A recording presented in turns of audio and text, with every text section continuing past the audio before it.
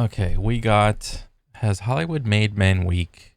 Two views on masculinity from Echo Chamberlain. All right, what is going on with the men? Something truly terrible has happened. A YouTuber I really enjoy, Man Carrying Thing, did a Hmm. video criticizing another YouTuber I really enjoy. Oh shit, the YouTube bro on YouTube bro action. Oh my god. This is kind of funny because I too am subscribed to both of these guys. I think they're both pretty funny. Um I think like one problem that I constantly see more and more is that since the advent of the internet, it's not enough to just make stuff and let it be out there. It seems like, and I don't know if people want this or not, it seems like the artist of the thing has an even more pronounced voice than just the art. Because, like, back before, well, I don't know what it was like, well, kind of, but like just stay with me. 20 years ago, whenever it was just like AOL or whatever, and internet wasn't as big as it is now, like an art thing would come out, either like a movie, a show, an actual piece of art, or whatever, like a song. The thing would just be that, the thing. Nobody would really know. Like maybe you knew the artist who made the thing, but nobody really cared. Now, since everybody has not only their own platform,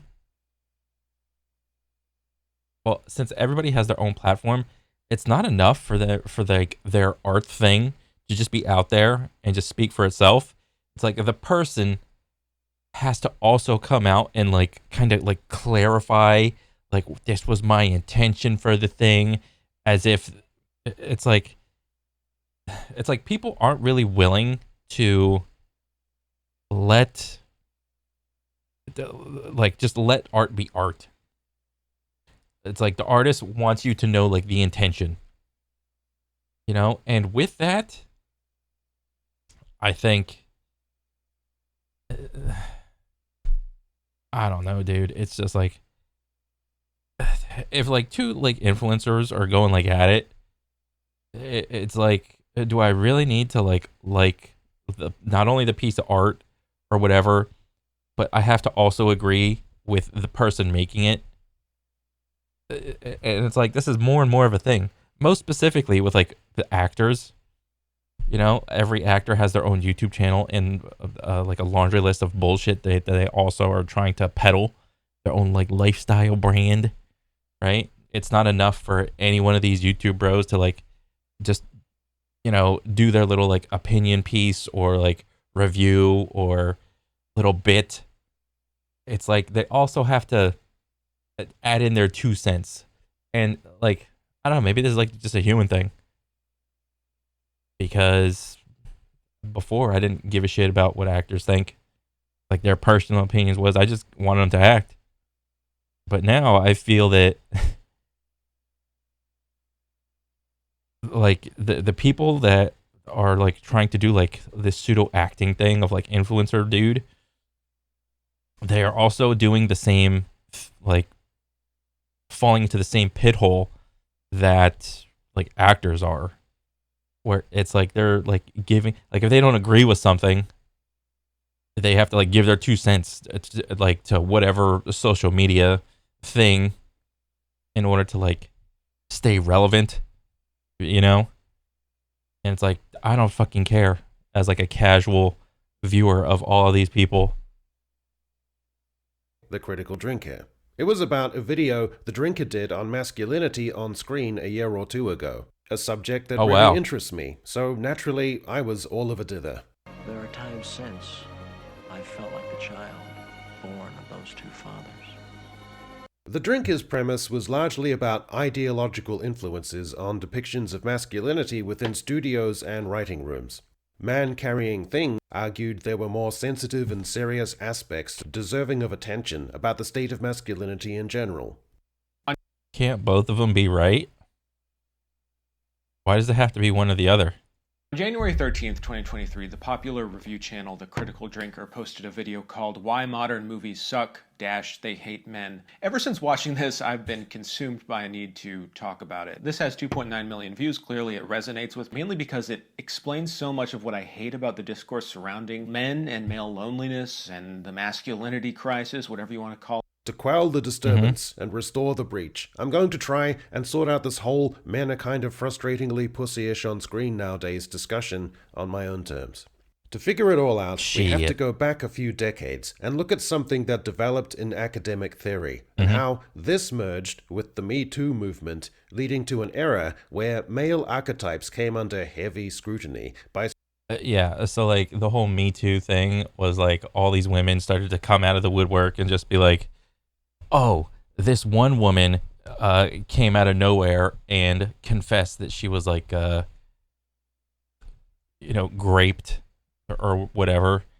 And, it's supposed to be like kind of a scary thing to like come out and say that it happened to you because you don't know, like you need like evidence and all this other shit. And you don't know what's going to happen to you, if there's going to be some sort of like retaliation, or it's like, because it's kind of scary.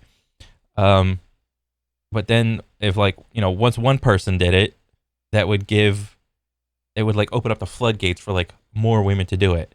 And then, but also with that, it's like, oh, some women are actually victims, but then some women would like embellish it and kind of like, not necessarily fake it, but just like embellish it. And then some women would just like flat out lie. So there's like many different things that to also come out with like the Me Too thing. Screenwriters looking to shake things up, many of whom think they're more culturally literate than the rest of us. Here's what happened. Post-1990s feminist theory framed gender not as a fixed natural truth, but as a learned behavior. So gender is not a... Wait, let me see. Than the rest of us. Here's what happened.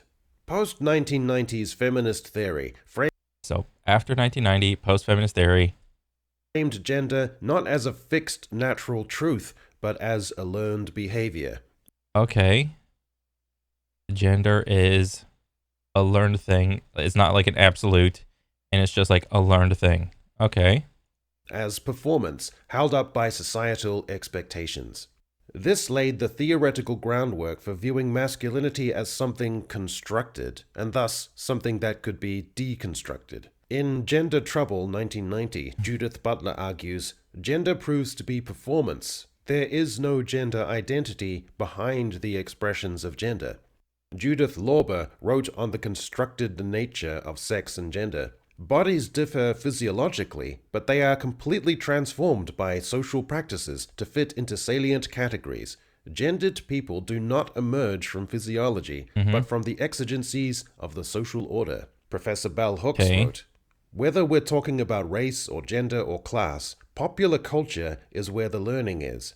Saying that gender I mean, that's where most people learn how to be like men and women. I mean, but like the specific time era he's talking about is like post 1990. I don't know when these quotes were pulled, or what the year was. Whoever said these, but the post 1990. I mean, because I was born in like '89, so I was like a little kid in the '90s.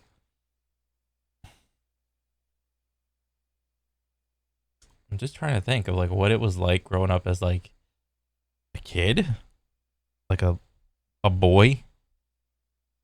I mean, a lot of the toys I had was like, I think they'd be like considered like boy toys. I know that sounds bad, but like whatever. I had like Hot Wheels, Power Rangers. I didn't have GI Joes. I wasn't attracted to that. I had like Transformers, random dinosaurs. I had like some sports stuff. I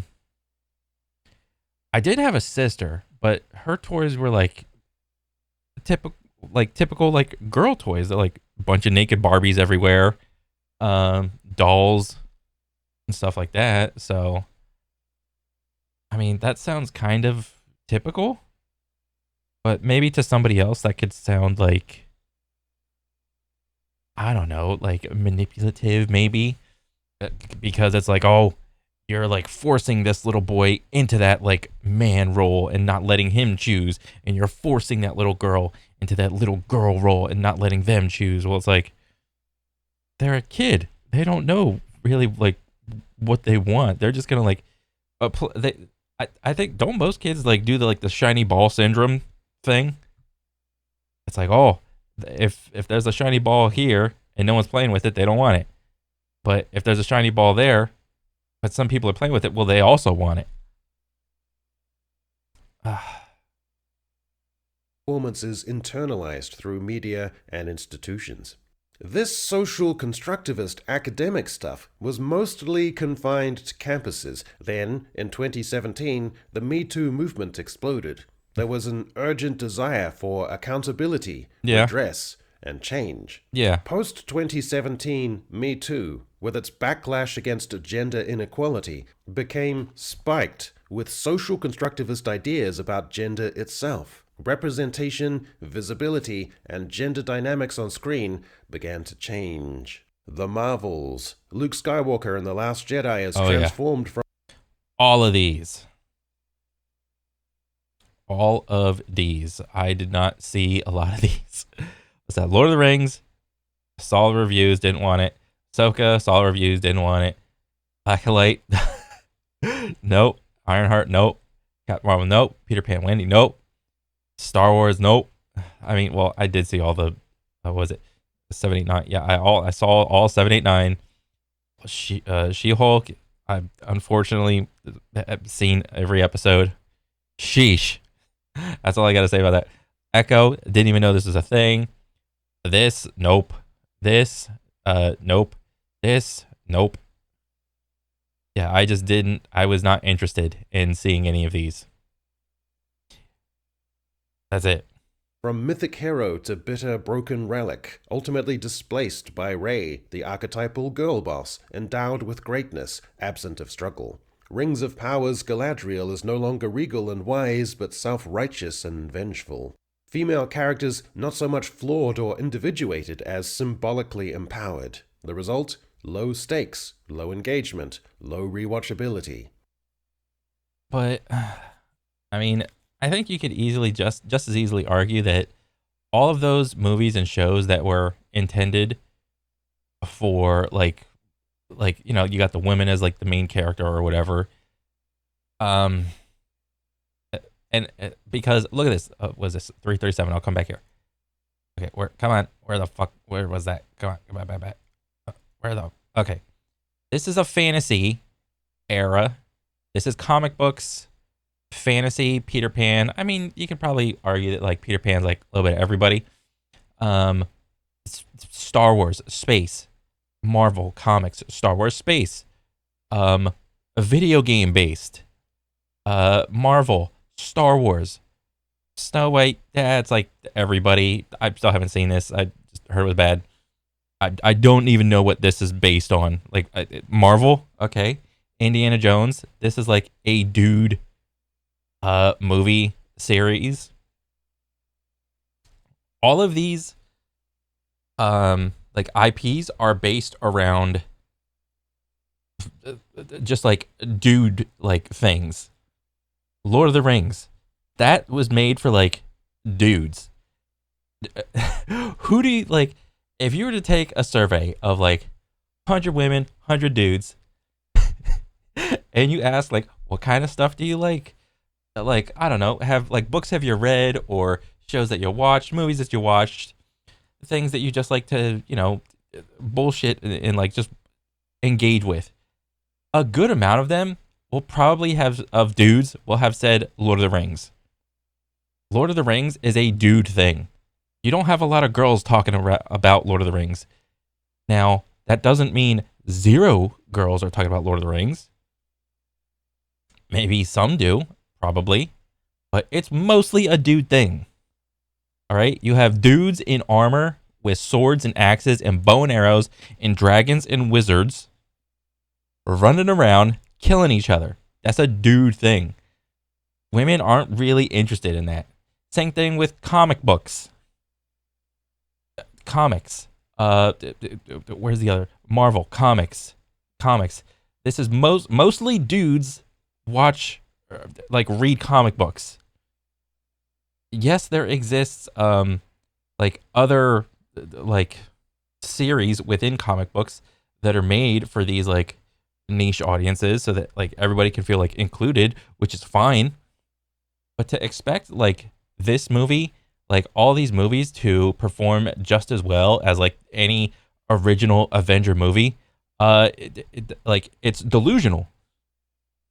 All right, you could probably trace back the same percentage of sales with the initial releases of the comic books that kind of released I don't know Wonder Woman, was it Batgirl, was it Supergirl, all the female She-Hulk, all the female versions of the dude characters would probably replicate the same percentage of movie sales that or engagement that these movies experience. Same thing with Star Wars. Star Wars is a dude thing. It's the stereotypical hero's journey. It's in space with aliens and guns and laser swords. All right? In general, girls don't give a shit about that stuff. So why are we so surprised when we make the main character a girl, and then it's oh, this one's for you, ladies. No girls were lining up to see original Star Wars in the beginning. Ultimately displaced by Rey, the archetypal girl boss, endowed with greatness, absent of struggle. Rings of Power's Galadriel is no longer regal and wise, but self-righteous and vengeful. Female characters not so much flawed or individuated as symbolically empowered. The result? Low stakes, low engagement, low rewatchability. The hero's journey flattened into an empowerment parable. She was... Yeah. The thing that a lot of those shows and movies get wrong about the hero's journey is there's not enough trial, there's not enough suffering, there's not enough eating shit, there's not enough being bad in the beginning. A lot of the times they end up just being Mary Sue's of oh, I am just this. I'm just this powerful. Or there's no maybe there's a training montage, but then it's there's no struggle or anything like that. It's just I don't buy it. There's just not. A lot of the hero's journeys with the dudes have some or at least the good ones, there are every main character movie where the dude the main character is a dude.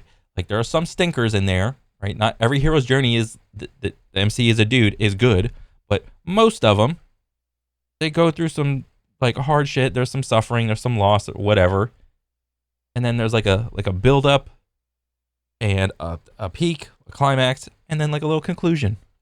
That's not hard. Was always enough. She just had to be recognized. Challenging systemic abuses in this mindset meant challenging the emotional and psychological architecture that supported it. But also, I will also say this. The stuff that's challenging for a dude may not be a man's difficulties in life could probably be different than a woman's difficulties. But if these movie makers want to put a woman in that man role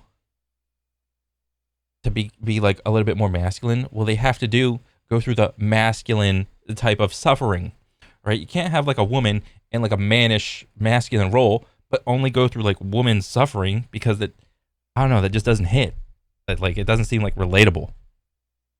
If you want to have a woman in a masculine role, you gotta go through some shit, lose an eyeball, get fucking cut up, scars, beat the fuck up, lose your significant other, lose your kid, whatever. You need some significant trauma to these characters. If gender roles are performative, then deconstructing those roles and any kind of masculine mythos can be seen as cathartic. Visibility on screen became less outcomes of audience interest or merit. Much of the mythic resonance of storytelling was left out. A lot of popular culture became a battlefield of symbols. With big studio films, people are watching two narratives at the same time these days. The story itself and some other unpleasant, vaguely unsettled other narrative buzzing just beyond. Yeah. Cultural and gender positioning and writer self-inserts and ideas. Is this character leaning towards being a Mary Sue? Is that character getting talked over? Does this dialogue feel stilted and preachy? Yeah. Is this character a passenger in his own show? And anytime these like writers or producers, directors get outed for any of that other dumb shit, all they have to do is just blame the audience and say the audience is racist, bigoted, misogynistic, blah, blah, blah. All the like ists and phobes and whatevers. That's their only like reasoning on why they couldn't write a good story. It's more or less like ad hom attacks. There is no like self-reflection. There is no personal responsibility. And it's like, oh, I potentially have done a bad writing job. There's none of that. There's no like personal responsibility. It's just blame everybody else. Point fingers at everyone else. Everyone else is wrong. I'm right. That character constantly rescuing that other one? It's a retentive new dynamic, and it sucks because good storytelling should be transportive. I'm disappointed in your species. The outcomes were cultural malaise and an audience drift, low box office and streaming interest, and fewer cultural must-sees. There's a kind of background attitude among many contemporary screenwriters. If traditional traits in men like stoicism, emotional reserve, dry wit, ambition, and not abiding any histrionics were to the fore back in times when things were worse for women, then there would likely be a negative association with those characteristics. Once you buy into that premise, traditionally masculine traits can start to look problematic. Reservedness starts to look like emotional repression. Yeah. Charisma, a little like coercion. Even something like irony starts to feel like a form of avoidance or evasion. Romantic assertiveness has power dynamics. Yeah. But this is a bad linkage. It confuses correlation with causation. You can have stoicism without distance. You can have ambition without chauvinism. You can have strength without repression. And more importantly, society can evolve beyond male dominance to a state of parity while still holding up and valuing aspects of masculinity that are grounding and admirable. I think he's got a point, but I think it's just really hard to make those distinctions. Because I don't know, it's like a life experience thing, dude. Maybe people are getting dumber, like Idiocracy. Shit. This dismantling of masculine archetypes isn't framed as punitive.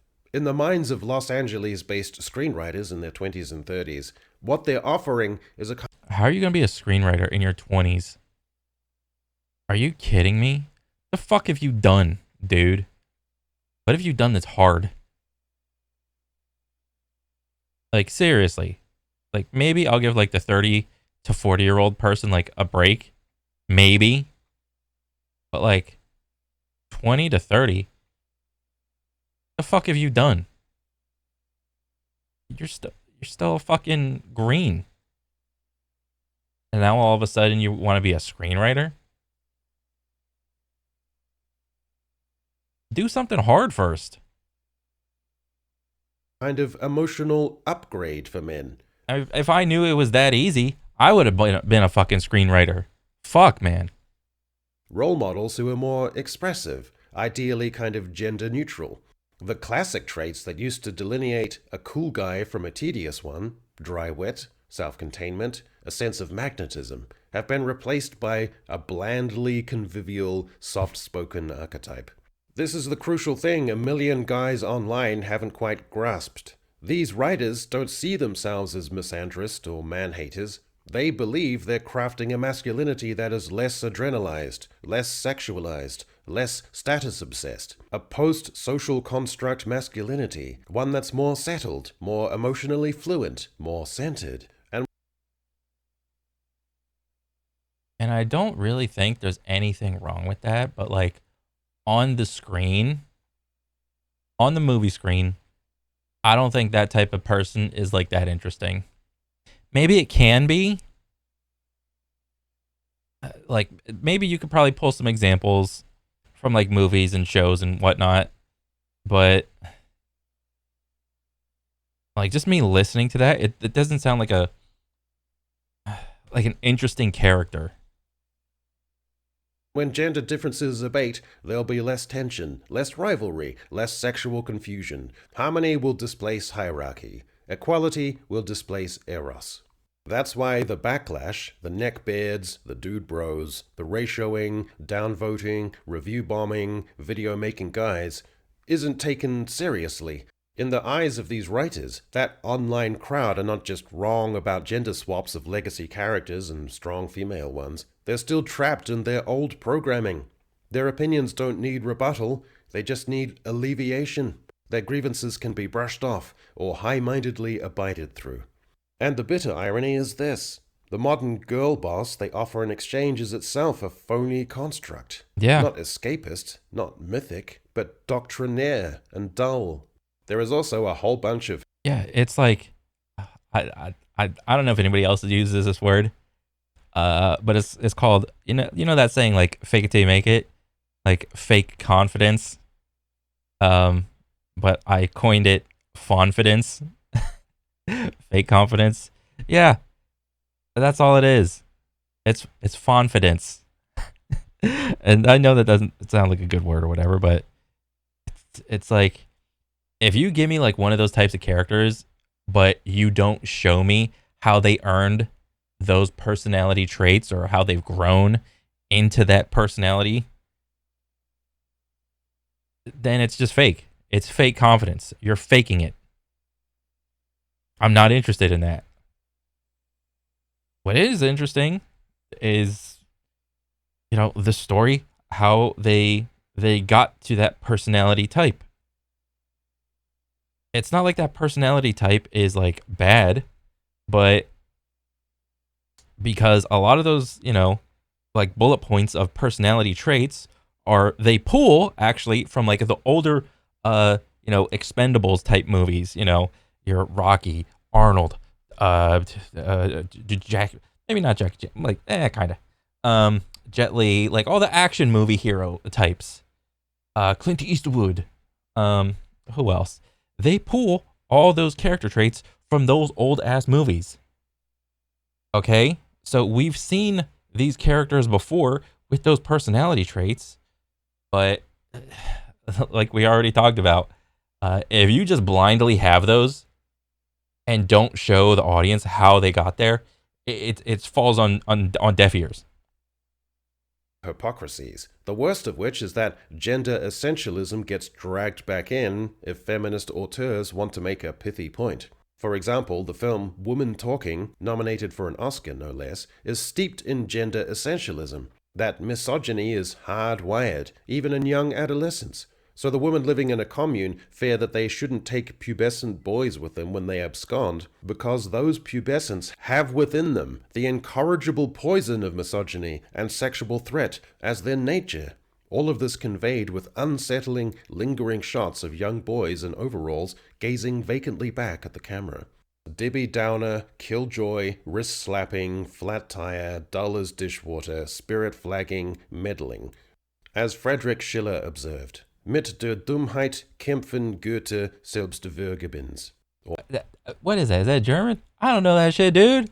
Or, against stupidity, the gods themselves contend in vain. Scandinavian countries like Norway, Sweden, and Denmark are known for progressive gender equality policies. Equal parental leave for men and women, strong anti-discrimination laws, public campaigns to combat gender stereotypes, state-funded early childhood education aimed at neutralizing social conditioning. The underlying theory was social constructivism, that gender differences in behavior, career choices, and personality traits are largely, or entirely, the result of socialization, not biology. If you eliminate the social and institutional pressures shaping people into men and women, you should, in theory, see more gender convergence, especially in professional outcomes and lifestyle preferences.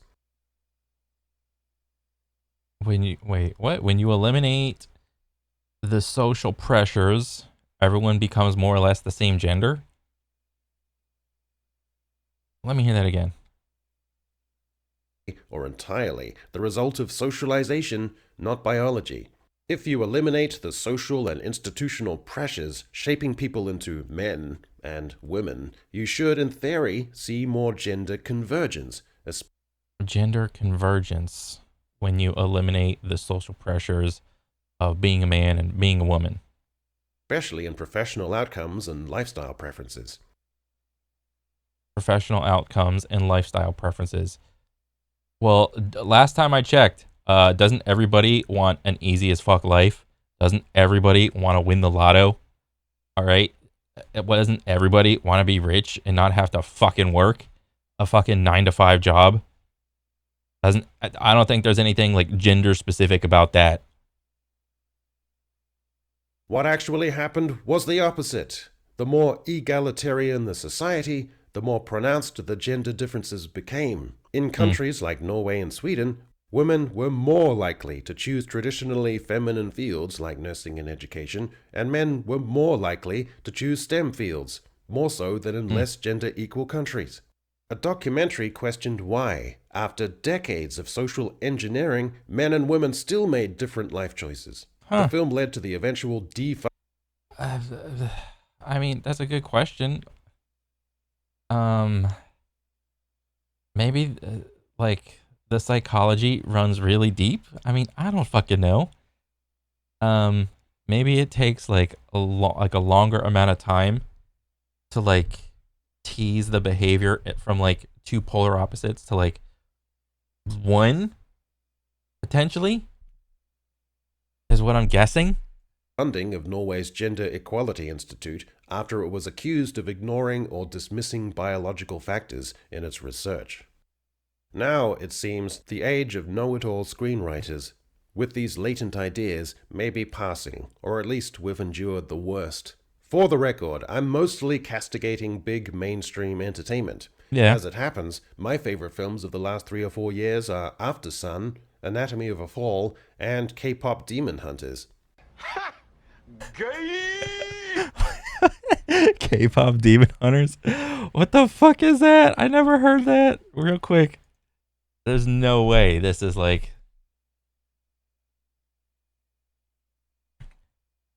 This has to be like okay to look at, right? Oh, what is this? Okay. Who made this? This is Netflix? Oh shit, if it got the Echo Chamberlain vouch, shit, I might have to watch it. What the fuck? If there's one thing the far left is prone to doing, which drives center-left people up the wall, it is their habit, every single time, of taking a legitimate moment of social and societal reckoning and completely screwing it up by shoveling in piles of ideology, scope creep, and proposing bad faith overcorrections. This is more or less what happened in Hollywood. Legitimate grievance sprawled and surged and made a whole bunch of other stuff permissible. It looks like we're undergoing some kind of correction. Man Carrying Things is one of my favorite YouTubers. In the squalid slush of cyberspace, people are going to contest one another, which is fine. But perhaps some valid questions to ask are, would we say the overwhelming majority are satisfied or pleased by the depictions of masculinity in mainstream entertainment?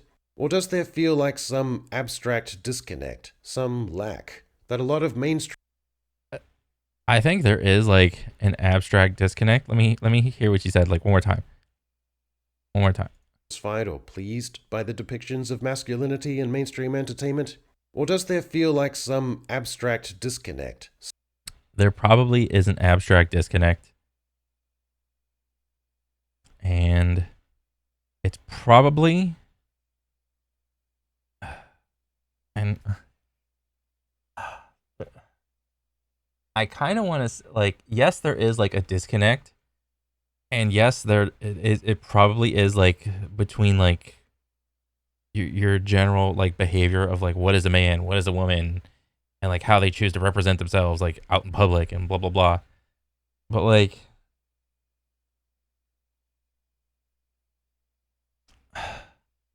I think shit. I don't know. That's like that's a tough question. some lack that a lot of mainstream dudes feel, even if they might not be able to articulate it. And if there is a yearning among many Well, I can't fucking articulate it because I'm fucking retarded. There's the disconnect. Most people are fucking just absolutely stupid and are just winging it in life. Most people are living paycheck to paycheck. Meanwhile, these like screenwriters that are, I don't know, like what it's like to be a screenwriter.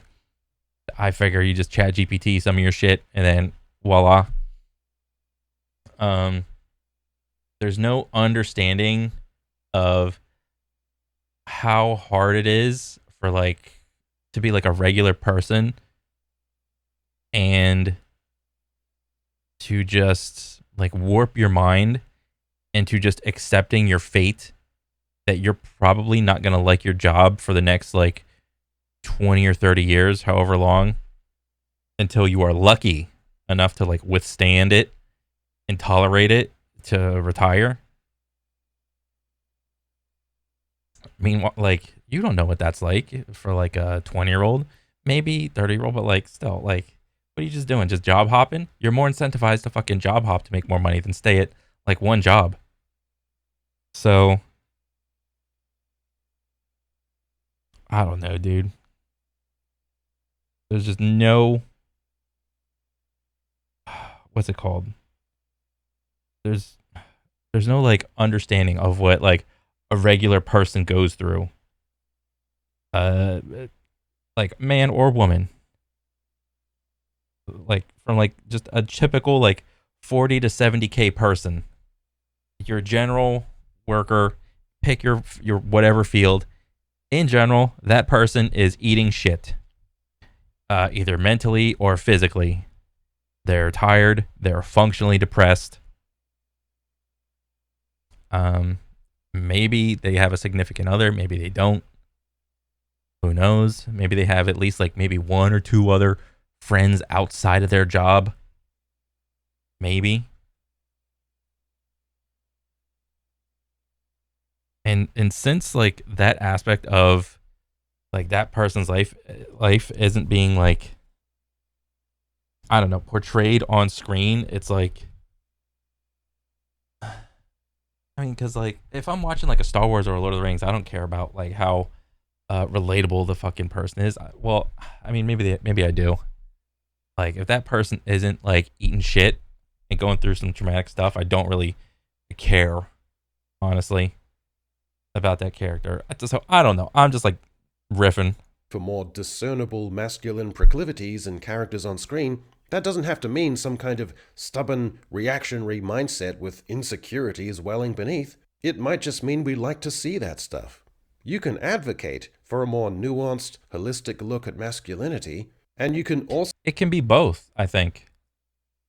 You could want some sort of cathartic release and like, oh, the director and the writer both know exactly what I'm thinking. It's like they're reading my mind. But also, you can just like that. It can be both. also gripe about a perceived pussification of men on screen. Those two things aren't mutually exclusive.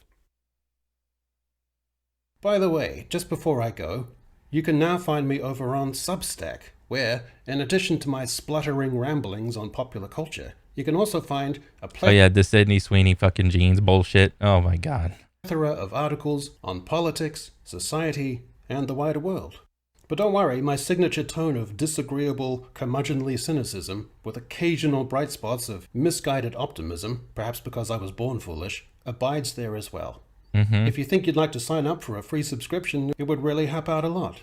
The link is in the description.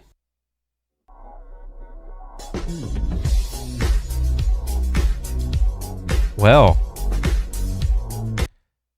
I mean, that was a good video. I liked it.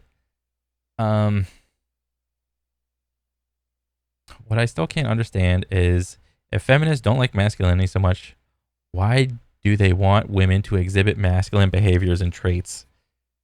I mean, yeah, that's like a perfect like reverse the roles type of situation. That's the thing that is most annoying. Writers want women to be tough, strong warriors, but also be feminine victims and vulnerable to men, even from being hit on at the same time. Yeah, this is like you want to what is it called? Make your cake and eat it too. Something. Never liked him. The algorithm wanted me to watch him so bad. The hipster stash sold me something I subliminally avoided. Now I am vindicated.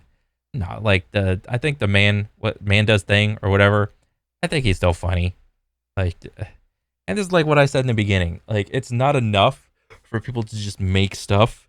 They have to feel the need to like voice their opinion. And I mean, essentially, that's fine. You can do that, but if you voice your opinion out there, you gotta like accept the repercussions and the potential like feedback that you get when you do that. Oh, man carrying thing. So I guess he like made a little 15-minute comeback, Modern Masculinity and The Critical Drinker. Oh, maybe go watch that because I just saw this one first. So I was like, oh, let me go see this shit because I'm like, oh, I know those two guys. Whale. Good video. Yeah, that's pretty much it. I'll catch you guys on the next one. All right, later.